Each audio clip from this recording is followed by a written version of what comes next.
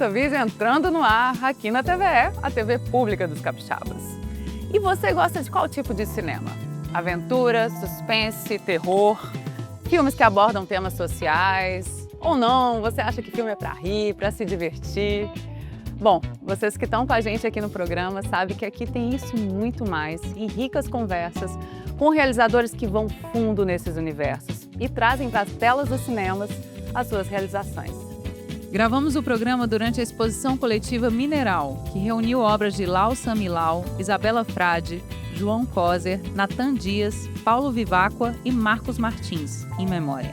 Partindo da ideia de uma geologia como linguagem, a mostra investigou as relações entre matéria, tempo e transformação.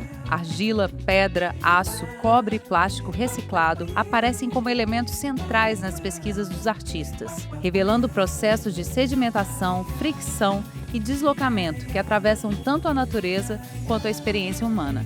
Com esculturas e instalações, Mineral propõe pensar a matéria não apenas como tema, mas como um campo de encontro entre corpos, histórias e temporalidades distintas, aproximando o tempo profundo das formações geológicas do tempo presente da ação humana. E hoje no Curta Vídeo é dia de falar de documentário e o seu poder de contar histórias, reavivar memórias e discutir temas mais que necessários. A nossa convidada do programa de hoje é a Adriana Jacobsen. Ela é diretora, pesquisadora e roteirista, com formação acadêmica no Brasil e na Alemanha, atua nas áreas de realização audiovisual e preservação de memória. Co-dirigiu o longa documentário Outro Sertão, premiado no Festival de Brasília e na Mostra Internacional de Cinema de São Paulo. Dirigiu diversos curtas, entre ele Vitória Revisitada e Guarapari Revisitada. O último ganhou o prêmio de melhor curta-metragem documental no 32º Festival de Vitória em 2025. Atualmente finaliza o curta-metragem Lua de Mel em Trânsito, último da trilogia Nena e Bergman. Adriana coordenou a organização de 2 acervos audiovisuais, o acervo Outro Sertão e Imigração, para o Museu Judaico de São Paulo, e o acervo Bergman, para o Instituto Marlin Azul e Mediateca Capixaba. Através de seus roteiros e filmes, ela vem construindo um verdadeiro álbum de memórias audiovisuais, enriquecendo com seus filmes a importante área do documentário em nosso estado.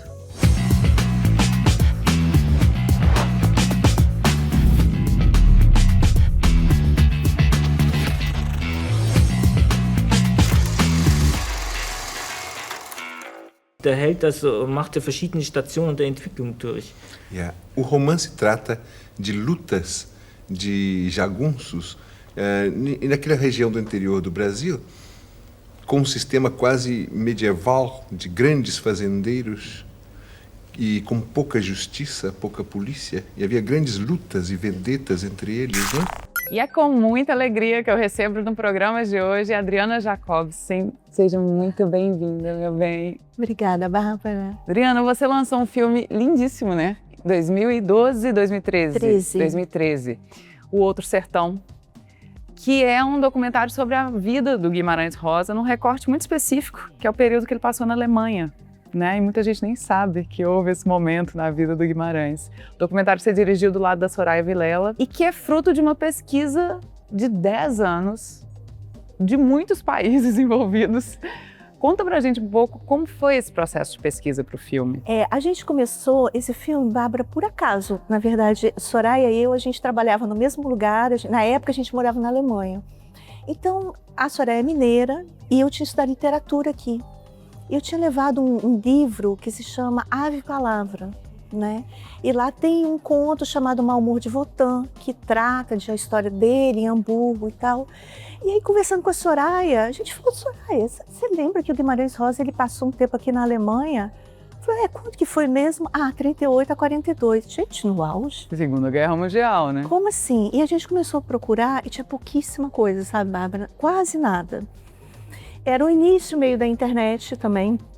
Então, a gente começou uma procura básica na Alemanha, tipo assim, onde que ele morou? Porque na Alemanha você meio que acha tudo, né? Vamos na prefeitura procurar um registro. Lemos o conto. Tem um rapaz nesse conto que se chama Det. Det é o apelido de Detlef. Achamos uma pessoa na internet, escrevemos uma carta. Você é o Det desse conto? Ele quase... Ele não sabia. Não sabia. O que eu? Como assim? Ele não sabia que o Guimarães Rosa tinha se tornado escritor. Gente! Ele só conhecia ele como diplomata. E aí, procurando, de repente, vem de um arquivo a história. Olha, a gente tem aqui um filme, né, escrito Guimarães Rosa, a gente não sabe o que é. Quando eu coloquei o DVD e eu vi o Guimarães Rosa pela primeira vez, falei, não, isso aqui dá um filme, a gente tem que mostrar essas imagens, porque isso é único. Né, o Guimarães Rosa, ele raramente dava entrevista. Raríssimo, tem, acho que quase eu nada. Nunca tinha visto, antes de ver o filme eu nunca tinha visto nada do Guimarães, foi um choque mesmo quando eu vi ele se mexendo, né? Você fala, pois é, e é uma entrevista interessante, porque a pessoa que entrevistou era um especialista em literatura latino-americana, ele captou o Guimarães Rosa estava na Alemanha, ele meio tipo assim, pegou o Guimarães Rosa e queria fazer um piloto de uma série de programas sobre literatura latino-americana, que não foi ao ar. Então só ficou essa entrevista, Só a entrevista. basicamente. É um material raríssimo, né? Raríssimo. Ver o Guimarães assim, em ação, ouvir a voz dele, simplesmente isso, né? E aí vocês decidiram fazer o filme. Foi. Como que você foi organizando esse material, né, Adriana? Porque você tinha muitas opções, né? Veio a história do Guimarães, você tem essa entrevista, né? Os contatos e tal. Mas a forma como você organiza o documentário é muito bonita. E eu acho que é um filme que vai levando a gente, né? Tem uma coisa do interesse, o que vai acontecer agora, a questão da guerra também, né? Mas achei incrível o uso das imagens mesmo. Como é que foi esse processo de construção de narrativa do documentário? A gente tinha um objetivo, que era trabalhar com imagens de arquivo para reconstruir uma atmosfera. A gente queria criar uma atmosfera do que ele estaria passando, mas a gente não queria essas imagens oficiais. A gente queria trabalhar com imagens de amadores. E a gente foi juntando. Como? Olha a sorte, Bárbara.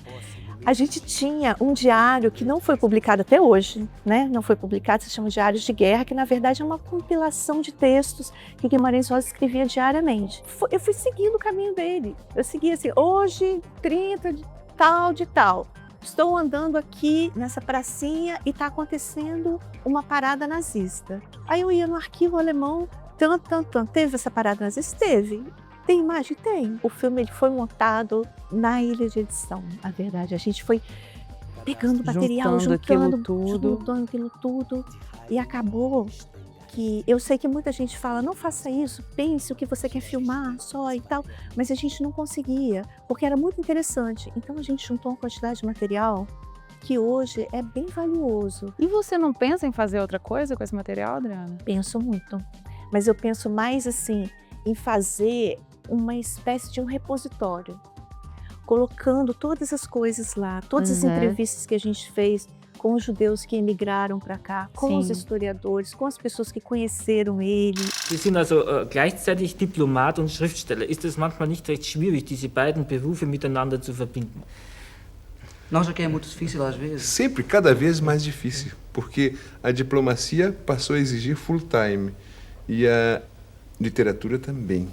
E o filme, ele foi pro Festival de Brasília, ganhou o prêmio, Festival de Brasília, foi pra Mostra de São Paulo, ganhou o prêmio, rodou muitos festivais. Pra mim, quando eu vi, eu fiquei super emocionada, porque eu sou muito fã de Guimarães há muitos anos.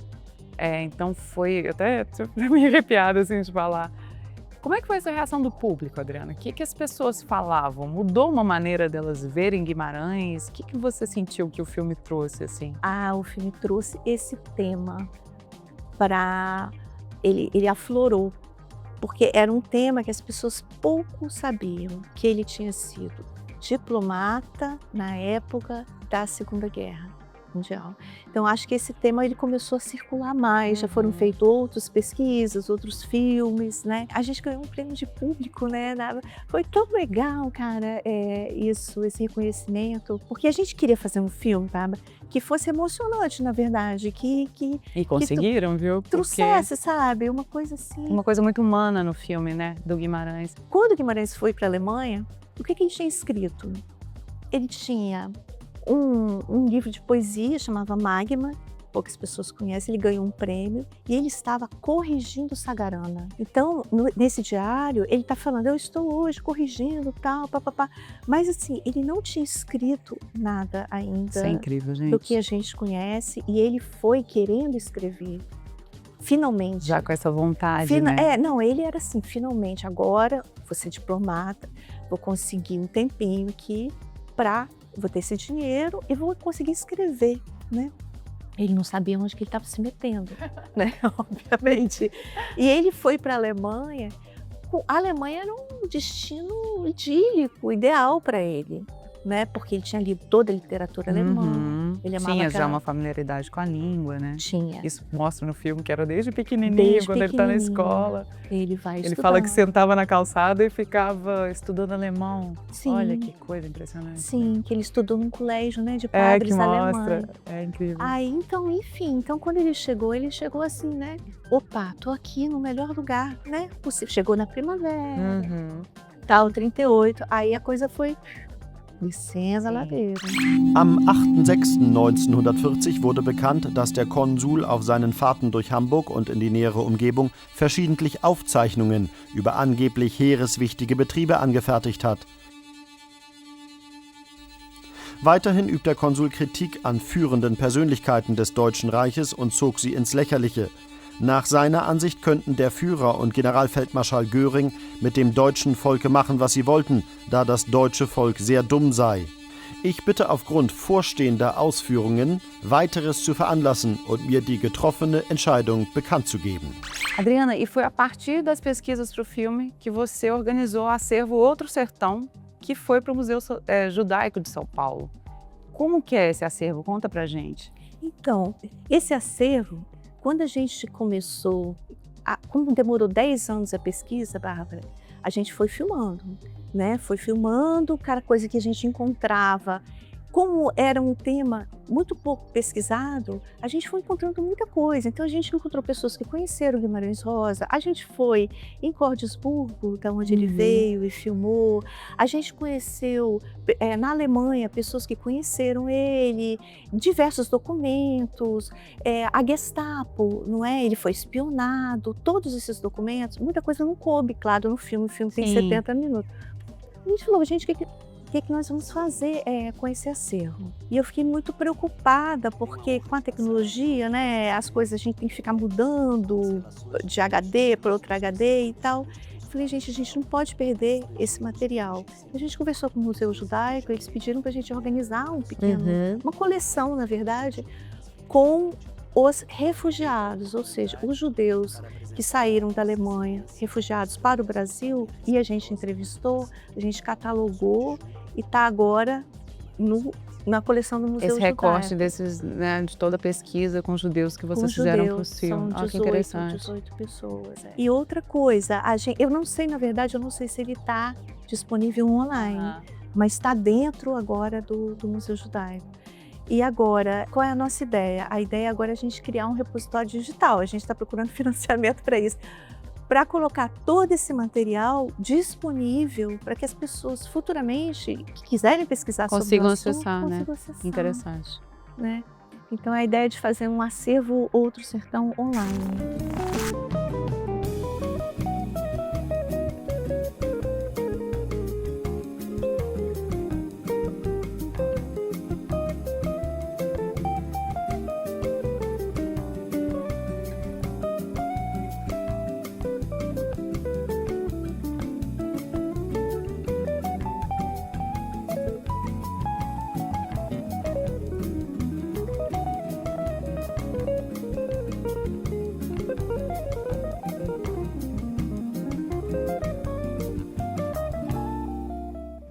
Alexander Rudolf Bergman.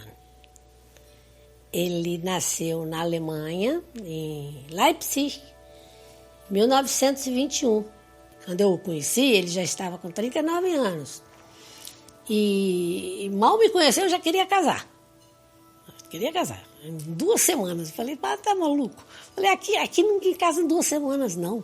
Tem que primeiro namorar, depois noivar, pedir a mão da noiva em casamento. Isso demora quanto? Eu falei assim, 1 ano e meio, 2 anos, tudo isso. Adriana, você fez a coordenação de outro importante acervo, que é o acervo Bergman, para o Instituto Marlin Azul, e que foi um projeto, né, de preservação audiovisual da obra desse cineasta amador, o Ernst Bergman.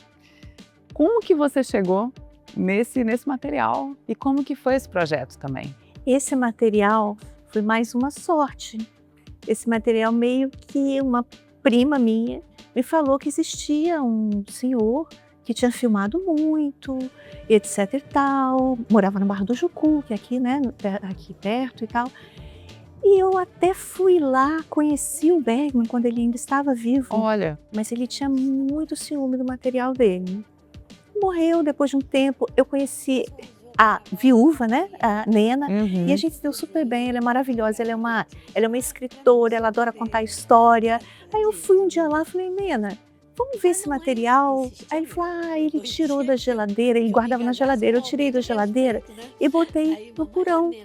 olha. Porque o que ela tinha? Ela tinha tudo em DVD, porque ele passava para Tinha um DVD. super cuidado. Aí ela tinha tudo. Eu falei, não, eu posso te dar os DVDs. Eu falei, não, DVD não, quero o filme. Com esse material, a gente não sabia se esse material estava em boa qualidade. O que aconteceu? A Secult do Espírito Santo lançou um edital de preservação. Então a gente conseguiu com a Secult esse valor para mandar esse material para São Paulo, etc e tal, e ele foi todo escaneado, todo corrigido, e aí a gente percebeu o que a gente tinha.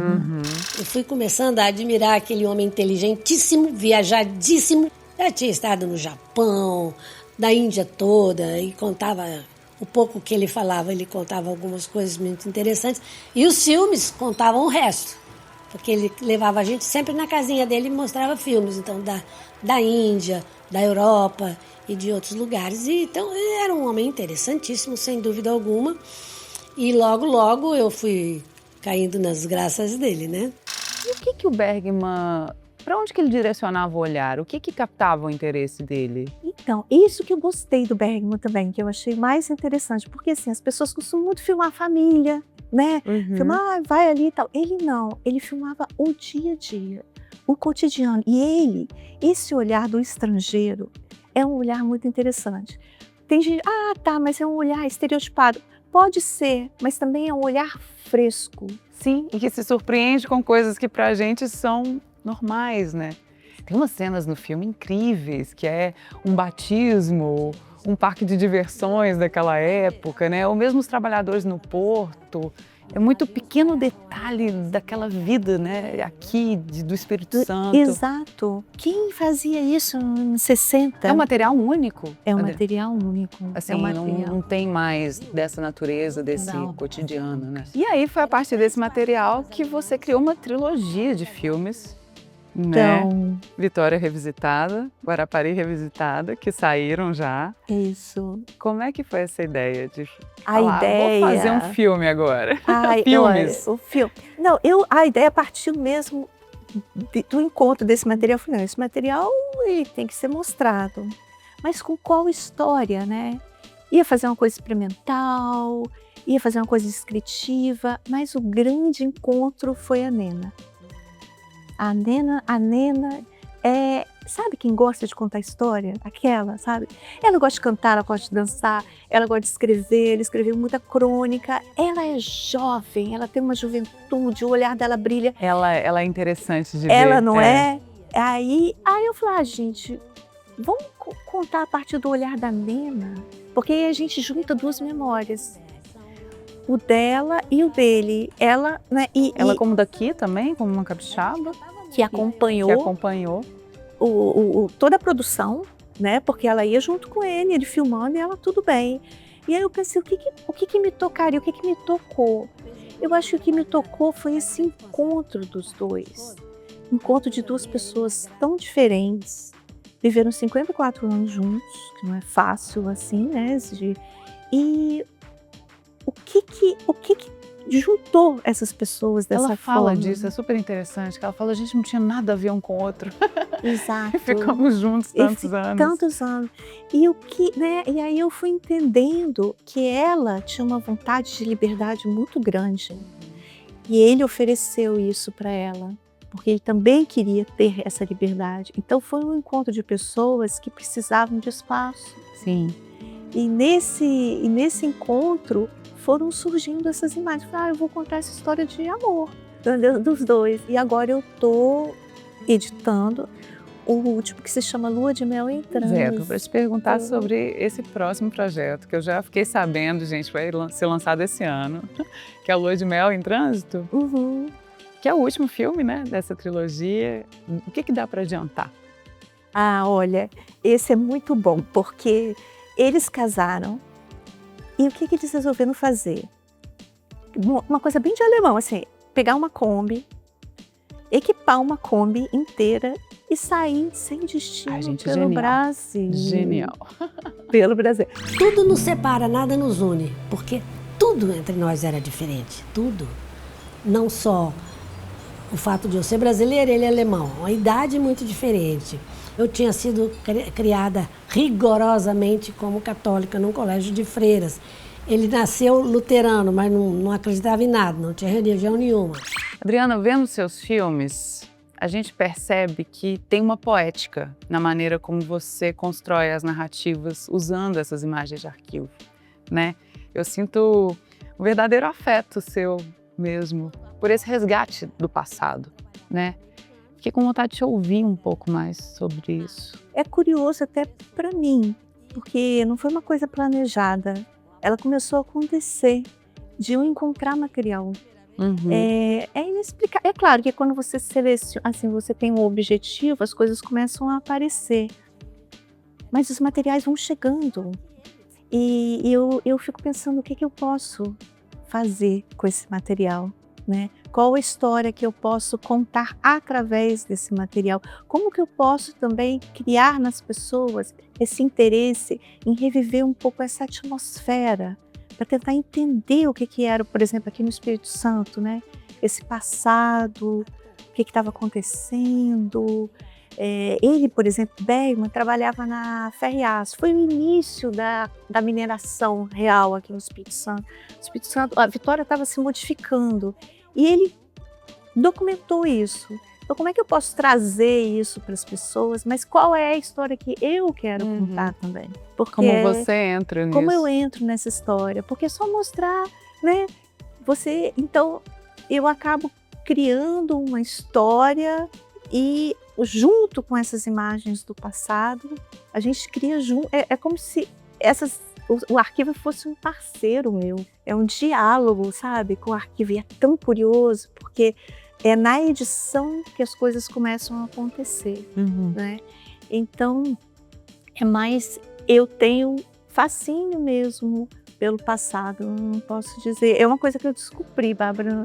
Não vou dizer que foi sempre. Eu sempre tive com a edição uma relação muito próxima, desde criança, assim. A edição para mim.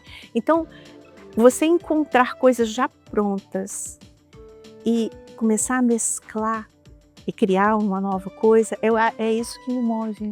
É como fazer uma mágica, né? É um pouco de mágica. Os filmes tinham que ser enviados para os Estados Unidos, tinham que ser revelados e voltavam. Demoravam uma eternidade, ele ficava ansioso que o filme chegasse. Então, ele tinha um olho clínico, um olho artístico para captar nessas pequenas coisas, nesses pequenos detalhes, a beleza, né? E como é que você acha, Adriana, que a gente está tratando a preservação audiovisual hoje em dia? Você acha que está tendo mais estímulo? Acho que tem muito material que se perde ainda, né? Nossa, tem muito material que se perde. Tem material que se perde, assim, se você tivesse chegado um mês antes. Essa questão mesmo, né? Que a Nena botou as coisas no porão, de repente, se não tivesse chegado a tempo. Era assim, era um último momento. É absurdo isso. Acho que falta, Bárbara, falta estímulo, falta mesmo essa consciência, porque a gente só consegue contar histórias assim, audiovisuais com imagem, obviamente. As pessoas acho que não têm ideia de como isso é frágil. Sim. Né? Tem tido aqui no Espírito Santo, agora com esses editais de preservação, isso é um grande estímulo. A gente conseguiu. O Bergman foi um, a gente está tentando fazer outro, e assim a gente vai levando. Mas, assim, ainda falta demais. Se você pensar, né, em outros lugares, outros países, a importância que se dá, porque é ali que a gente se vê o nosso espelho.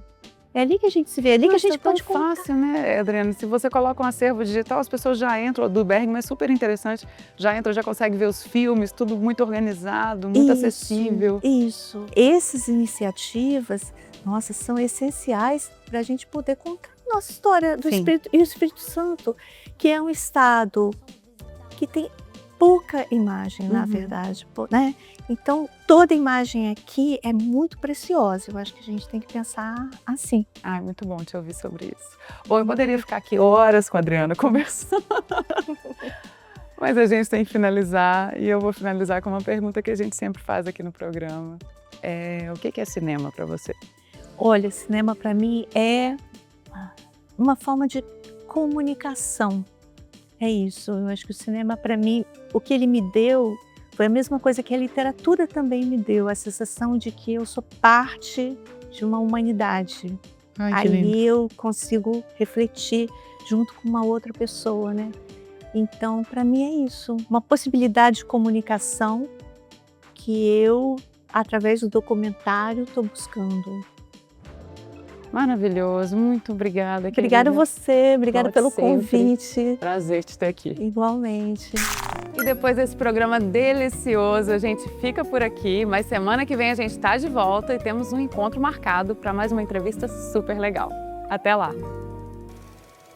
Como ele era muito viajado, ele falava coisas que eu nunca tinha ouvido, né? Ele era diferente também.